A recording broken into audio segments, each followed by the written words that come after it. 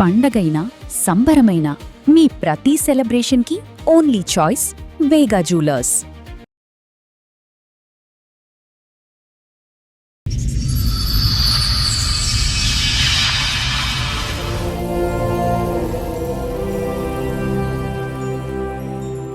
చెప్పండి, ఇక్కడ వరకు దేనికి వచ్చారు? ఏంటి మీ సమస్య? సమస్య ఏంటంటే రీసెంట్గా 1 year బ్యాక్ కూడా తనకి ప్రెగ్నెంట్ సార్. ఎవరు మీ వైఫ్? నేను తన వాట్సాప్లో చెక్ చేశాను. నాకు ఒక షాకింగ్ న్యూస్ అనేది తెలుసుకున్నాను. నేను నాకు పుట్టిన బాబుకి తండ్రిని నేను కాదు. ఆ తర్వాత తన వాట్సాప్లో లొకేషన్ ఉంది సార్. మా భార్య ఫోటో తీసుకెళ్ళి తనకి అక్కడ ఆ ఏరియాలో చూపించాను సార్. అయితే నేను చూసారా మీరు 1 week అవుతుంది కనబడట్లేదు అని చెప్పేసి ఎంక్వైరీ చేశాను. వాళ్ళ హస్బెండ్ ఇక్కడే ఉంటారు, ఇదే వాళ్ళ ఇల్లు అని చెప్పేసి చూపించాను. నేను ఎవరో తెలుసు అని చెప్పేసి అడిగిన తర్వాత నన్ను నూకేసి పారిపోయాడు మేడం. ఓ, అతనికి తెలుసు నువ్వు నేను హస్బెండ్ అని తెలుసు. ఆయన సెకండ్ వైఫ్ హస్బెండ్ అని ఎవరికి చెప్పకుండా వాళ్ళిద్దరు భార్య భర్తలుగా. ఇంకా రిలేషన్ లో ఉన్నారు. మీరు 1 year నుండి కాపురం చేస్తున్నారు అలాగే? అవును మేడం. అంటే మీ ఆవిడ ఆయనతోనూ ఉంటుంది, మీతోనూ ఉంటుంది, మీరు అందరు కలిసి ఒకే దగ్గర ఉంటున్నారు. కానీ ఆవిడ ఇద్దరితో కాపురం చేస్తారు, మీరు ఒప్పుకున్నారు. ఇదేమైనా కామెడీ షో అనుకుంటున్నారా?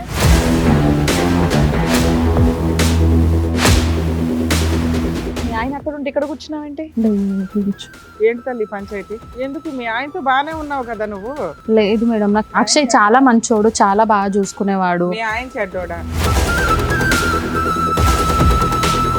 ఎవరు షాపింగ్లు చేయిస్తే వాళ్ళతో వెళ్ళిపోతావా పిల్లలకి అంటారు? అలాని కాదు, అప్పుడు అది అతను ఇష్టం, మాకు పెళ్లి చేసుకుందాం అనుకున్నాం. వాళ్ళ అమ్మ వాళ్ళు చేసుకోవచ్చు కదమ్మా, ఈయన ఎందుకు చేసుకో? రాలేదు కదా పెళ్లి చేసుకుందాం అంటే. ఇప్పుడు జాబ్ చేస్తున్నాడు, అన్ని బాగా సెటిల్ అయిపోయింది. ఈయన చేస్తున్నాడు కదా తల్లి. లేదు మేడం, నాకు ఆడంటేనే ఇష్టమా, కానీ నాకు ఇద్దరు కావాలి. స్థాయిలో ఏ ఒక్క లక్షణం చూసి నువ్వు ఇష్టపడ్డావమ్మా? ఆయన స్మైల్ సార్, ఆయన స్మైల్ సార్.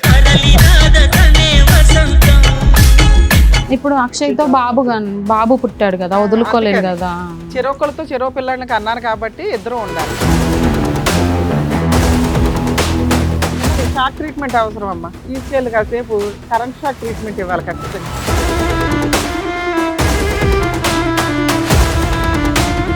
అక్షయ్, నీకు పెళ్ళయిందా? అదే ఊరంతా మీ ఇద్దరు భార్య భర్తలు అని చెప్పుకుంటున్నారట, పెళ్ళి అవ్వలేదని ఎలా చెప్తావు? మెసేజ్ పెడితే బాబుల్ని ఇచ్చేయటమే, బాబుల్ని బేబీల్ని. పెళ్లి చేసుకుంటావా మరి ఆవిడని? పెళ్ళి ఎట్లా చేసుకుంటారు నువ్వు?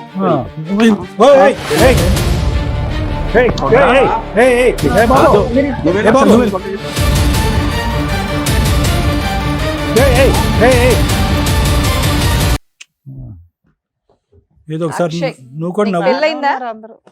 ఎందుకు కాలేదు? చిన్న లవ్ స్టోరీ ఉంది మేడం. చిన్నదేంటి, చాలా పెద్ద లవ్ స్టోరీ తమ్ముడు. మీ ఇద్దరు భార్య భర్తలు అని చెప్పుకుంటున్నారట, పెళ్ళి అవ్వలేదని ఎలా చెప్తావు? నలుగురు కుటుంబాన్ని ముంచేసే లవ్ స్టోరీ నీది చిన్న లవ్ స్టోరీ అంటావేంటి? సరే, పెళ్లి చేసుకునే టైంలో నువ్వెందుకు పారిపోయావు మరి వేరే ఊరికి? అంటే మాది తూనిగా లవ్ స్టోరీ మేడం. తూనిగా గబ్బిలం కాదు, తూనిగతో పోలుస్తాయిందిరా బాబు నువ్వు. అదే కదా, చిన్నప్పటి నుంచి అలాగే ఉన్నది కాబట్టి అలాగనే కంటిన్యూగా చేసినాం మేడం. పెళ్లి టైంకి ఎందుకు పారిపోయావు? అంటే ఇంట్లో కొంచెం తెలిసింది మేడం, మా నాన్న మమ్మల్ని కొంచెం బాగా కొట్టేసినాడు, నేను వెళ్ళిపోయినాను. పారిపోయినాడు, అక్కడే మూసుకొని ఉండొచ్చు కదా. పెళ్ళైన ఆవిడ జోలికి ఎందుకు వచ్చావు మళ్ళీ? మ్యారేజ్ అయిందని తెలిసినాక ఎలా చేసింది? పెళ్లికి వెళ్ళావా? పప్పనం తిన్నావా? పోలేదు సార్. పెళ్లికి వెళ్ళా, మనసు ఇరిగిపోయింది. బాగా ఇరిగింది. అంటే ఎందుకంటే మ్యారేజ్ చేసుకుందామని తెలిసిన కాంచెలో నాకు ఏం ఫోన్ మెసేజ్లు ఏం చేయలే, కనీసం మాట్లాడలే. కనీసానికి ఒక 2 సంవత్సరాల తర్వాత మళ్ళీ ఒక మెసేజ్ చూసిన, అట్లా ఒకసారి చేద్దాం ఎట్లుంటదని. సిగ్గులేదు? ఆ అమ్మాయి అప్పటి నుంచి అదే నెంబర్ వాడుతుందా? సరే, మెసేజ్ చేస్తే వెంటనే రెస్పాండ్ అయింది. నీతో నాకు బాబు కావాలందా? ఎక్కడ బాబుని ఎందుకు కనిచ్చేవయ్యా? మెసేజ్ పెడితే బాబుల్ని ఇచ్చేయటమే, బాబుల్ని బేబీల్ని. ఎందుకు ఆ అమ్మాయి ఏమని చెప్పిందని చెప్పి రిలేషన్షిప్ పెట్టుకున్నావు మళ్ళీ? తప్పు కదా? తప్పు అనిపించలేదు సార్, నాకు చిన్నప్పటి నుంచి అలాగే ఉన్నా కాబట్టి. అలాగే ఆ పాత తూనికి గుర్తొచ్చిందా? సరే, పెళ్లి చేసుకుంటావు మరి ఆవిడని? చేసుకుంటాం. పెళ్లి ఎట్లా చేసుకుంటారు నువ్వు? నువ్వేంటి? లేదు, మీరు ఇద్దరు కావాలా? మీరు ఇద్దరు లేకపోతే నేను ఉండలేదురా. మీరు ఇట్లా సార్ వాళ్ళు చెప్పి నేను మీ ఇద్దరు బాక్సింగ్ లో ఆవిడ మధ్యలో రెఫరీ కూర్చో. మీ ఇద్దరు కొట్టుకోవడం కాదు, ఇద్దరు కలిసి ఆవిడ అనండి ఫస్ట్. మీరు చేయాల్సిన పని ఆవిడది అన్నట్టు. అమ్మా ఇలాగే గుద్దుకుంటూ ఉంటారు, మధ్యలో రెండు రెండు నీకు పడుతూ ఉంటాయి. మంచి మీరు ఆ డ్రామా ఆడారు. ఇందాకటి నుంచి అన్నావు కదా 4 గోళ్ల మధ్యన ఇదే జరిగేది. 4 గోళ్ల మధ్యన బాక్సింగ్ టోర్నమెంట్. ఏంది సాయి అంటావేంటి? నువ్వు చేసి ఆయన కోసం చేస్తావేంటమ్మా? తప్పు చేసింది నువ్వు ఆయన కోసం చేస్తావేంటి సిగ్గు లేకుండా? ఇద్దరు కావాలంట అక్షయ్, ఆ అమ్మాయికి ఇద్దరు కావాలంట. నువ్వు అనుకుంటున్నావేమో నీతో పాటు వస్తుందని. వస్తుంది సార్, ఆ? వస్తుంది. నీతో అతను కూడా తీసుకొస్తుంది. నీకు అంతేనా? ఇద్దరితో ఉంటాకి నీకు ఇష్టమేనా? నేను తీసుకొచ్చుకుంటా సార్ మేడం. అమ్మాయి కాన్ఫిడెన్స్ చూడు, ఏం చెప్తావు? లేదు సార్, నాకు సాయి కూడా కావాలి. ఇప్పుడు నాకు దీనికి సాయి లేకపోతే ఉండలేదు. మీ ఫ్యామిలీకి తెలిస్తే ఇది ఎవ్వడే యాక్సెప్ట్ డెసిషన్ తీసుకోవాల్సింది నువ్వు. వాళ్ళిద్దరికి అసలు మాట్లాడే అర్హత కూడా లేదు మా ముందు అయితే. నేను నిన్నటి వరకు అనుకున్నా మేడం, ఈ రోజు వచ్చిన తర్వాత కావాలి పెళ్లి చేసుకుంటా ఒకటి కావాలంటున్నాడు, ఈవిడేమో ఇద్దరు కావాలని డ్రామా ఆడుతుంది. ఎందుకు అంటే మనకు అర్థం అవుతుంది ఈవిడ రెండు వైపులా షాపింగ్లు అయితే బాగా చేస్తుందని. ఒక స్మైల్ అని ఇటు పడేసింది, ఆయన చిన్నప్పుడు లవ్ అని ఏదో పడేసింది తప్ప ఈ ఇద్దరిని ట్రాప్ చేసి చక్కగా ఆడుకుంటుంది పిల్ల. ఎందుకు ఆడుకుంటున్నాం? మరి ఏం చేస్తున్నావు తల్లి నువ్వు? అలా చేయడానికి ఉందా అసలు ఇక్కడ సమాజంలో? నీ ఇష్టమేనా? వాళ్ళకు ఫీలింగ్స్ ఉండవా? నీకు ఫీలింగ్స్ ఉన్నాయి కదా, ఇతను కావాలా అతను కావాలని. వాళ్ళకు కూడా అదే ఉంది. నువ్వు ఒక్కదానివే కావాలని ఆయన అంటున్నాడు, నువ్వు ఒక్కదానివే కావాలని ఈయన అంటున్నాడు. కర్మ, మగపిల్లలు ఇట్లా తయారయ్యారు. బాబు ఒక పంచాయతీ తేర్లకు మేము చస్తుంటే సంజయ్ కావాలంటే ఎవరో ఒక్కళ్ళ తీసుకెళ్ళగలరు. ఆవిడ అడిగినట్టు ఇద్దరిని ఇచ్చి పంపించడం కుదరదు ఇక్కడ. మళ్ళీ ఆవిడ ఏమంటుందో తెలుసా? పబ్లిక్ చేయదంట, ఇదంతా సీక్రెట్ అంట.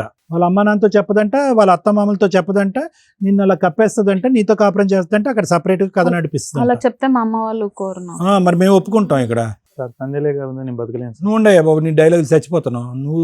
నీ సంజయ్ లేక బతకలేను. నేను ఒప్పుకుంటాను మేడం. ఏం ఒప్పుకుంటావు?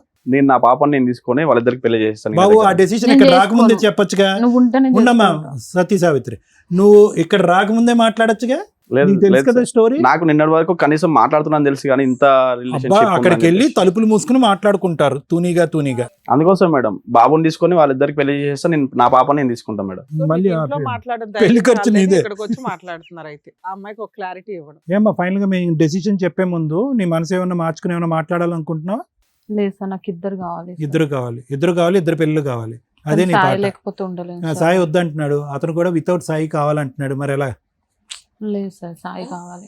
ఏ మనిషినమ్మా నువ్వు? మరీ చిల్లరగా మాట్లాడుతున్నావు. పోనీ అక్కడ మీ ఆయనకి ఇష్టం లేదు, అక్కడ అది వర్కౌట్ అవుతుంది లేదు, వాళ్ళని అడుగు, మమ్మల్ని చూస్తావే అడుగు. సాయి సాయి బాయ్ అమ్మా, సాయి బాయ్ చెప్పేశాడు, ఈ బాయ్ని అడుగు. అక్షయ్ దగ్గరికి వెళ్ళు, పెళ్లి చేసుకుంటాన్నాడు కదా. చేసుకుంటా సార్ నేను. అంత ధైర్యంగా చెప్తున్నాడు కదా.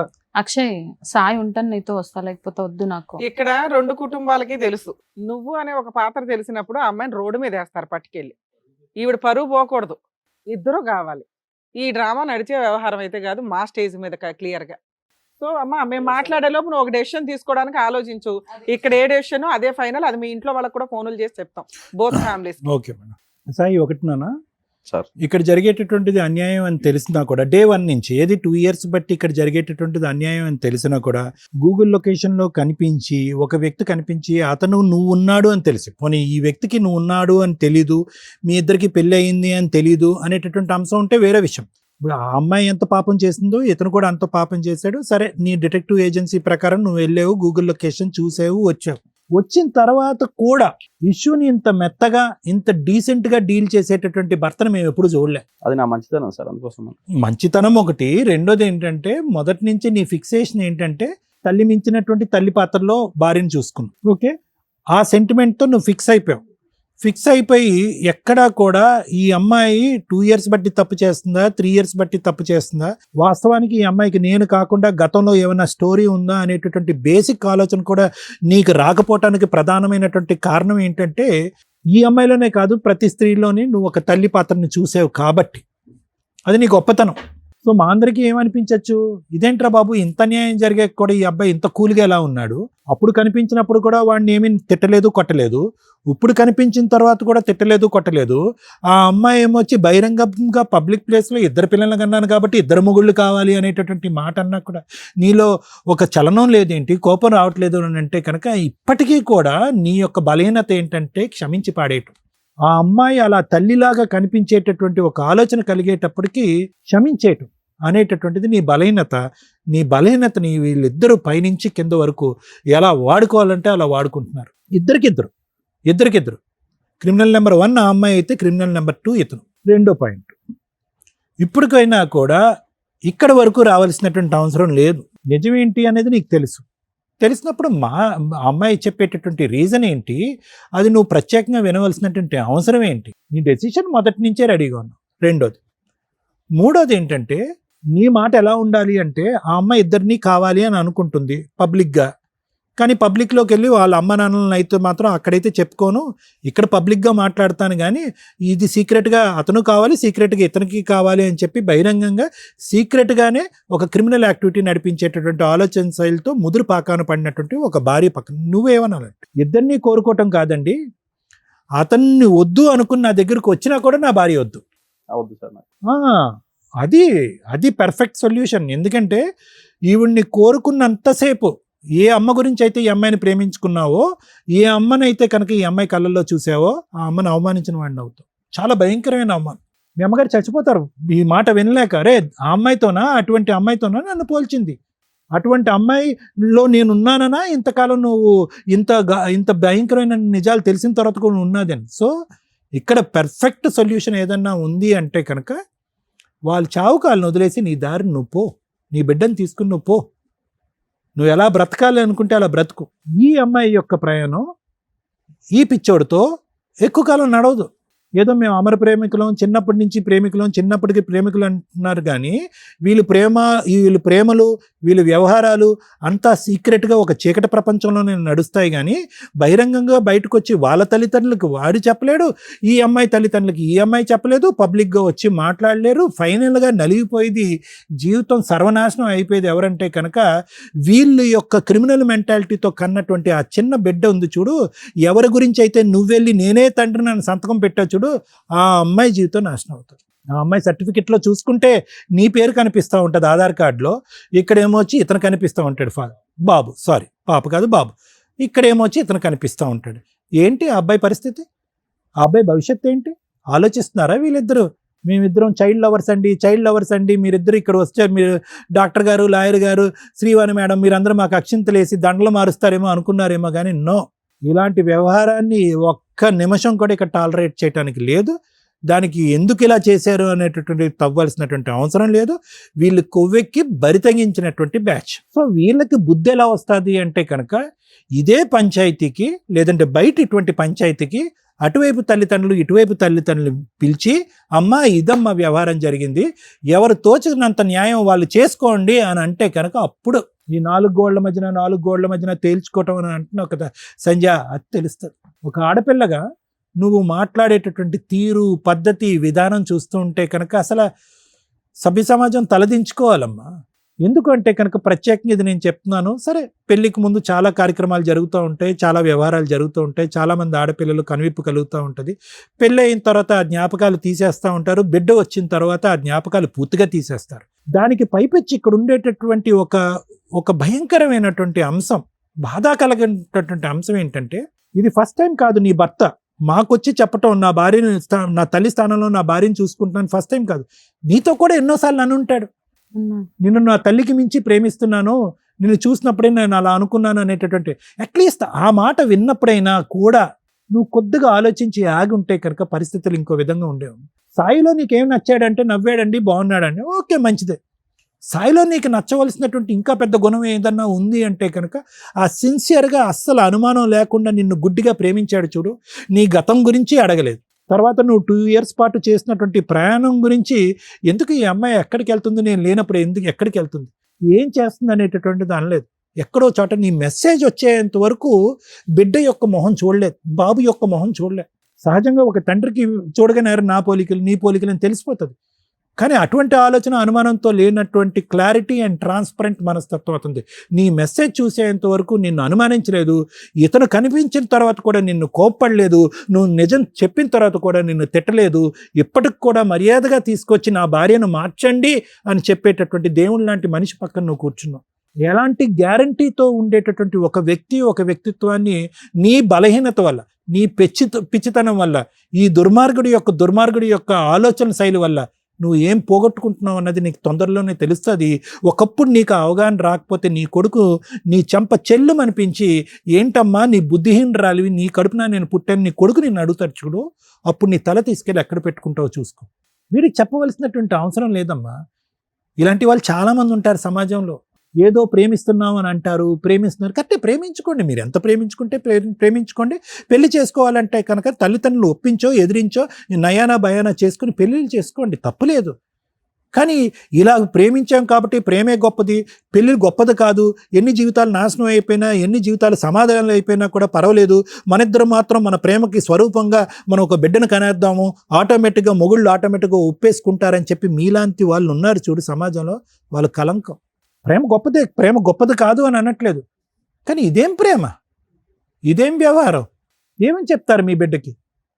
సో దయచేసి చేసుకున్న వాళ్ళకి చేసుకున్నంత అని ఏదైతే పెద్దవాళ్ళు ఒక సామెత అన్నారో, ఆ సామెత ప్రకారం మీ తలలు తీసుకుని ఏ రైలు పట్టాల కింద పెట్టుకుంటారో పెట్టుకోండి, మీ చావులు మీరు సావండి.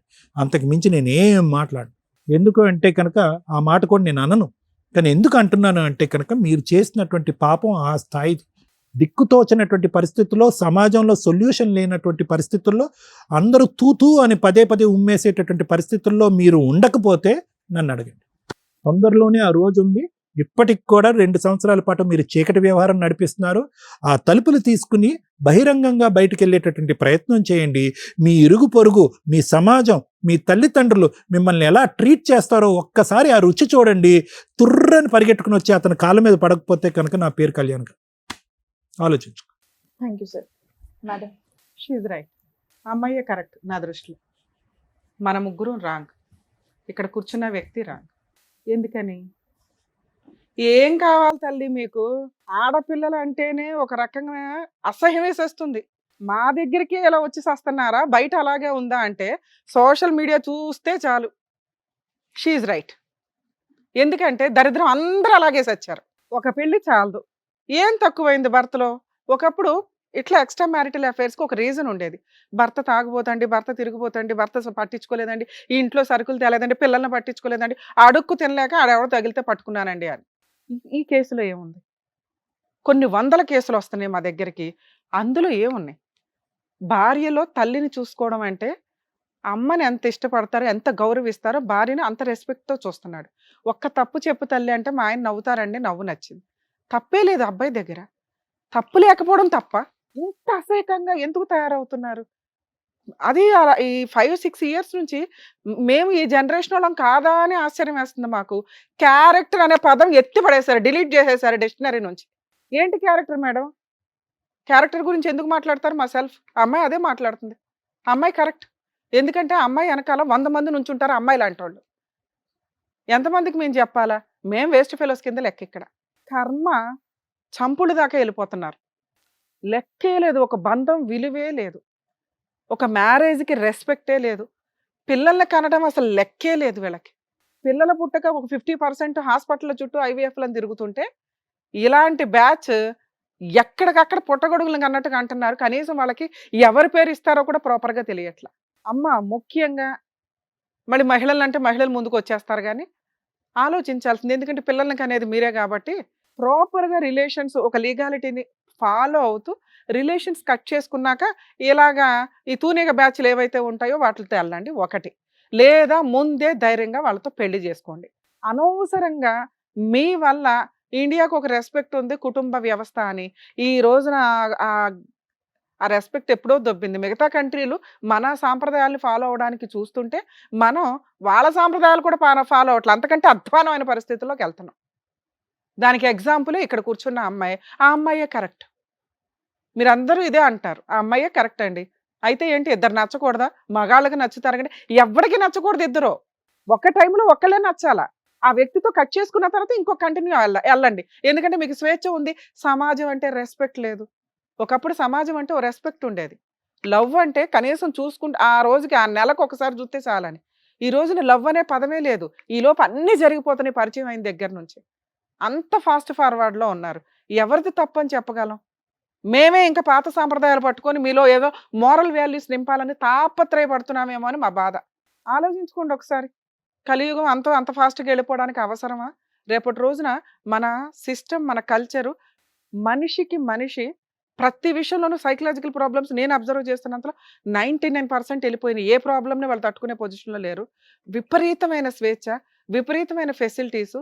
ఈ రోజున ఎక్స్ట్రా మ్యారిటల్ అఫైర్స్కి కూర్చొని ధైర్యంగా మాట్లాడుతున్నారు ఇక్కడికి వచ్చి. ఎక్కడో మిగులుతారు ఇట్లాంటి వాళ్ళు. ఇంకా పేరెంట్స్కి తెలిస్తే పరువు పోద్ది. ఈ ఇద్దరు పిల్లలు నా పిల్లలే అని అకౌంట్లో ఆల్రెడీ రాసి పెట్టాను ఫాదర్ అనే బర్త్ సర్టిఫికేట్లో. నా భార్య ఏమన్నా మారుతుందేమో కర్మ, ఎందుకంటే వీళ్ళని వదిలేస్తే మళ్ళీ ఇంకొకటి తగిలిద్దో లేదో, అదే సెకండ్ హ్యాండో, థర్డ్ హ్యాండో, ఫిఫ్త్ హ్యాండో, ఈలోపు 100 మందిని మోసం చేసిన అమ్మాయిలే బయట మిగులుతున్నారని ఎవిడెన్సులతో దొరుకుతున్నాయి. మామూలుగా ఉందా, దానికి ఏదో సైకలాజికల్ ప్రాబ్లం ఉంటుంది. ఎవరు దొరక్క ఖాళీగా ఉండి ఉంటారు తప్ప. ఎందుకంటే ఈ ఎపిసోడ్ని చూసి నేను లేడీస్నే టార్గెట్ చేసి మాట్లాడుతున్నా. నన్ను దయచేసి తిట్టుకోకండి, ఎందుకంటే విని విని విని అసహ్యం వేసేస్తుంది. ఎవరి వైపు మాట్లాడాలా? ఈచ్ కేసు డిఫరెంట్ అనే మాట్లాడాల్సి వస్తుంది మేము. అబ్బాయిలకి ఫేవర్గా మాట్లాడడానికి లేదు, ఇక్కడ గొంతుకు వస్తుంది అబ్బాయే. అమ్మాయిలకి ఫేవర్గా మాట్లాడడానికి లేదు, అడ్డదిడ్డంగా మాట్లాడుతుంది ఒక స్త్రీ ఇక్కడ కూర్చొని 2 పిల్లల్ని కనేసి. వీళ్ళందరూ బయట హ్యాపీగానే ఉంటారు. ఇవి విని మాకే నిద్ర పట్టదు. ఏంట్రా బాబు ఇంత దరిద్రం, సమాజం ఎంత దిగజారిపోతుందా అని.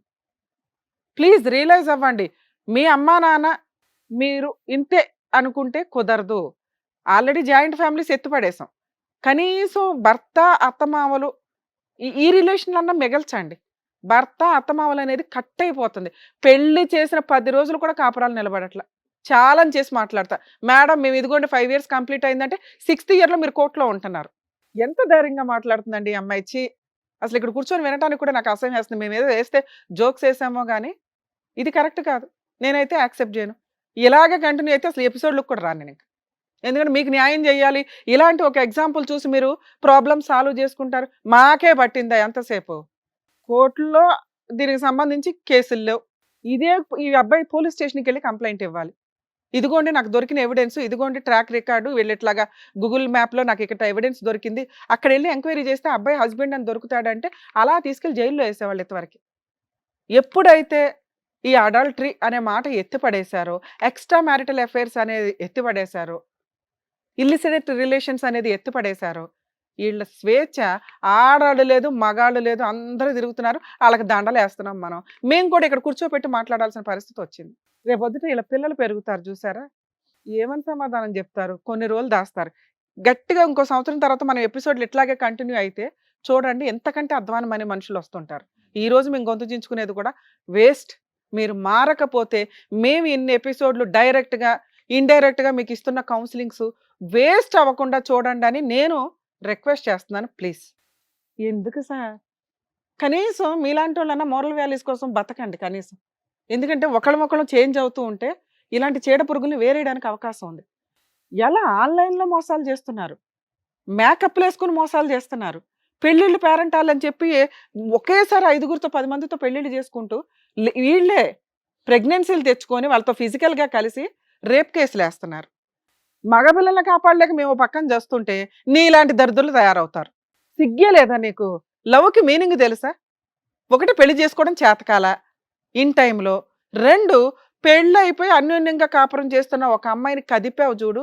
నీ అంత దరిద్రుడు ప్రపంచంలో ఇంకొకడు ఉండడు. నీకు ఆడపిల్లలు దొరకట్లేదా? ఏ ముఖం పెట్టుకొని ఆ అమ్మాయిని తీసుకుని వెళ్ళి మాట్లాడతావు నాన్న? నువ్వు మీ ఇంటికి తీసుకెళ్ళి ధైర్యంగా మాట్లాడు. నువ్వు మా ముందు వచ్చి మాట్లాడేశారు కదా, మీ అమ్మా నాన్న ముందు తీసుకెళ్ళి మాట్లాడు. అమ్మా ఈ అమ్మాయి ఆల్రెడీ ఒక అబ్బాయిని అరేంజ్డ్ మ్యారేజ్ చేసుకుంది, 6 ఏళ్ల కాపురం నేను వెళ్ళి పుల్ల పెట్టి తెచ్చుకున్నాను, ఈ 2 పిల్లల్ని నేనే పోషించుకుంటాను, అందులో ఇంకా వీరుడిని ఫస్ట్ పిల్ల నాకు పుట్టలేదు కాబట్టి వాళ్ళకి ఇచ్చేసాను. ఉమ్మేస్తారు ఈ పిల్లని తెలుసా? ఆ పిల్లకి ఎట్టగో సిగ్గులేదు. నిన్నైతే కరెక్ట్గానే పెంచుంటారుగా, ఇంక పైగా సిగ్గు లేకుండా అడుగుతావా ఆ అమ్మాయిని తీసుకొని రండి, వాళ్ళ ఆయన్ని వదిలేస్తే నేను నా పిల్లని తీసుకొని వెళ్ళి పెళ్లి చేసుకుంటానని? మనిషివేనా? నీలాంటి మగాడు కదా ఇక్కడ ఉన్నది. మీకా స్వేచ్ఛలు ఇస్తే ఆడపిల్లలు గొంతులు కోసారు ఇప్పటిదాకా, వాళ్ళకి స్వేచ్ఛ ఇస్తే వాళ్ళేమో మిమ్మల్ని డ్రమ్ముల్లో ముంచుతున్నారు. ఎక్కడ చెప్పాలి మేము? అతి ఎవరన్నా డేంజరే. ఇక మిమ్మల్ని కాపాడడానికి మళ్ళీ చట్టాల్లో మార్పులు తీసుకొస్తే మళ్ళీ ఆడపిల్లలు గొంతులకు వస్తారు. మీలాంటి వాళ్ళకి జరగాలి. ఎందుకంటే వాళ్ళు 30 ఏళ్ళు భరించారుగా, మీరు కూడా 30 ఏళ్ళు పురుష సమాజం అంతా భరించండి. మీరు మారకపోతే, ఆడపిల్లలు ఇలా ట్రాప్ చేస్తుంటే మీరు జాగ్రత్త పడకపోతే మిమ్మల్ని కాపాడడం ఎవ్వడం వల్ల కాదు. సోషల్ మీడియా అంతలాగా వెచ్చలవిడిగా ఉంది. ఆడపిల్లలు ట్రాప్ చేస్తున్నారు, జాగ్రత్త పడండి. మిమ్మల్ని కాపాడడానికి చట్టాలు లేవు, మిమ్మల్ని మీరే కాపాడుకోవాలి. ట్రాప్ చేశారు మేడం, మోసపోయాను, నేనైతే రియల్ లవర్ని, 5 ఏళ్ళు నాతో దులుపుకొని వెళ్ళిపోతున్న అమ్మాయిలు ఉన్నారు బయట. వదిలేసిందా? మీరు వదిలేయాలి. రియల్గా లవ్ చేస్తే మీరు జాగ్రత్తగా ఆ అమ్మాయి ఇంకో వైపు వెళ్లకుండా చూసుకోండి. ఇంతే మీకున్న ఏడుపు. నీ కేసులో నాన్న ఆయన వదులుతాడో లేదో మాకు తెలియదు కానీ ఆ అమ్మాయిని నువ్వు చేసుకోవడం, నీతో కలిసి ఉండడమే నీకు పెద్ద పనిష్మెంట్ ఏమో అని నా ఉద్దేశం. మీరు కలిసి ఉంటారా, సస్తారా నాకు తెలీదు. నేనైతే మాత్రం మీ ఇంట్లో వాళ్ళకి చెప్తాను నాన్న, ఈ ఎపిసోడ్‌లో చెప్పకపోయినా బయటికెళ్ళి నాకంత కోపం వస్తుంది మిమ్మల్ని చూస్తుంటే. ఆ అమ్మాయిని చూస్తే అసహ్యం వేస్తుంది. నిన్ను చూస్తే కోపం వస్తుంది. మీకు నేనిచ్చే పెద్ద పనిష్మెంట్ ఏంటో తెలుసా? మీ ఇంట్లో వాళ్ళకి నేను ఇన్ఫార్మ్ చేస్తా. మీ అబ్బాయి ఎంత దరిద్రమైన పని చేశాడమ్మా, మీ ఇంట్లో ఆడపిల్లలు ఉన్నారా లేదా? కొడుకుని ఇట్లా ఎందుకు పెంచుతున్నారు? కొడుకుల్ని కొంచెం జాగ్రత్తగా పెంచండి అని. మీతో మాట్లాడాల్సి. మీరు ఎందుకు వచ్చారు ఇక్కడికి? నా భార్య మారుతదేమో, నలుగురికి తెలిసే లోపు ఇక్కడ మేము ఫేసులు చూపించం, మాస్క్ వేస్తాం కాబట్టి ఒక క్లారిటీ వస్తే ఆ అబ్బాయిని కట్ చేసుకుంటాను అంటదేమో అనే ఒక నమ్మకంతో ఇక్కడికి వచ్చారు. పునాదులతో సహా ఏళ్ళు పీకేసాం మేము. క్లియర్ అర్థమవుతుందా? ఇంకా మీరు ఎవ్వరికి ఏమీ చెప్పి అడుక్కోవాల్సిన అవసరం అయితే లేదు. అలాంటి ఒక చీడ పురుగుని యాక్సెప్ట్ చేయమని నేనైతే చెప్పను. ఎందుకంటే ఇక్కడికి వచ్చినాక కొంచెం భయం ఉంటుంది ఒక స్త్రీలో. పురుషుల్లో అన్నా స్త్రీలోనైనా జెంట్ అన్నా లేడీ అన్నా కాస్తన్నా భయపడతారు. అరే పరువు పోతుందేమో. ఎంత అసహ్యంగా మాట్లాడుతుందో తెలుసా? అమ్మాయికి ఏం సైకలాజికల్ ప్రాబ్లం లేదు. ఉంటే మాకు వెంటనే అర్థమవుతుంది. డిప్రెషన్ లేదు, ఒళ్ళు కొవ్వు, షాపింగ్ పిచ్చి. మీ దగ్గర కొనిపించుకుంటుంది, ఆ పిల్లోడి దగ్గర కొనిపిస్తుంది. ఆ అబ్బాయికి ఏ అమ్మాయి దొరకలా ఇప్పటిదాకా. ఆ దొరికిన దానికి లైన్ వేసాడు. ఈ పిల్ల ఖాళీగా కూర్చుంది, నువ్వు అన్ని రెడ్ కార్పెట్ వేస్తున్నావుగా. ఇలాంటి ఒక అమ్మాయితో కంటిన్యూ అవ్వడం, ఆ అమ్మ ముఖం ఇట్లాంటివి చెప్పకండి సార్ ప్లీజ్. దయచేసి అమ్మ వాల్యూ తీయొద్దు. పెళ్లి చూపులకి వెళ్ళారు, ఆ అమ్మాయిలో అమ్మని చూశారు, గౌరవం, మీ గౌరవం చాలా పెరిగింది అంటే అంత రెస్పెక్ట్గా ఆడపిల్లని చూస్తారు అని. ఆ అర్హత ఆ పిల్లకి లేదు. నేను ఇక్కడికి వస్తానికి కారణం ఏంటంటే మేడం, నేను అమ్మని ఎంత ప్రేమించినా తను అంత ప్రేమించిన నేను మోసపోయినట్టు మళ్ళీ ఎవరు మోసపోవద్దని సూపర్ చెప్పేసి నాన్న, అందరికీ ఎందుకంటే మేము తెలవాలని అందుకని చెప్పేసి ఇక్కడికి చెప్పగలుగుతున్నాం వచ్చాను ఎంత. కనీసం వాళ్ళకన్నా బుద్ధి వస్తుందేమో మగపిల్లలకి అని. నేను ఆడపిల్లలకి బుద్ధి వస్తుందని చెప్పన్నానా, వాళ్ళు ఆల్రెడీ రెచ్చిపోతున్నారు, వాళ్ళు చేయాల్సిన పనులు చేసేస్తున్నారు. అంతమంది ఆడపిల్లల్ని నేను కౌన్సిలింగ్ ఇచ్చుకుంటూ కూర్చోలేను. కనీసం మోసపోతున్న మగపిల్లలన్నా రియలైజ్ అవ్వండి నా కోరిక. మీరు ఈ అమ్మాయితో కంటిన్యూ అవ్వడం నాకైతే ఇష్టం లేదు. పిల్లలు ఉన్నారు, గోంగూర వాళ్ళే భర్త తెగించినప్పుడు నేను ఎట్లాంటి జడ్జిమెంట్ చెప్పడంలో తప్పే లేదు. ఆ అమ్మాయి భర్త కావాలని అనుకోవాలి, నాకు రెండు కావాలంటుంది.